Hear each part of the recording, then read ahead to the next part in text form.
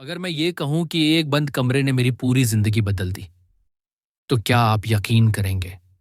वो कमरा जिसे 15 साल से कोई नहीं खोलता था, जिसके बारे में कहा जाता था कि वहां सिर्फ खामोशी है। उस दिन बारिश हो रही थी, घर में मैं अकेला था, और अचानक मेरी नजर इस कमरे के दरवाजे पर जा ठहरी। मेरे कदम खुद ब खुद आगे बढ़ने लगे। ताला जिंग आलूद था, जैसे बरसों से किसी ने हाथ ही न लगाया हो।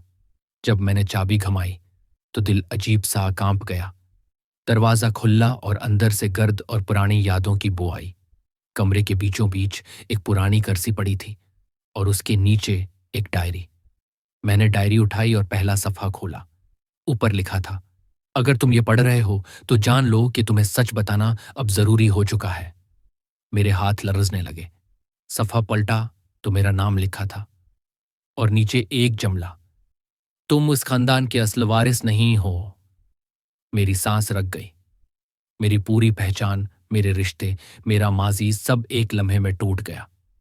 अगले सफ़ात में लिखा था कि मुझे क्यों छुपाया गया, क्यों सच से दौर रखा गया और क्यों उस कमरे को बंद रखा गया। डायरी के आखिरी सफ़े पर सिर्फ एक लाइन थी, अगर तुमने ये राज किसी को बताया तो एक जिंदगी खतरे में पड़ जाएगी। मैंने डायरी बंद कर दी। आज भी वो कमरा बंद है, मगर सवाल अब भी जिंदा है। क्या सच जानना हर बार जरूरी होता है?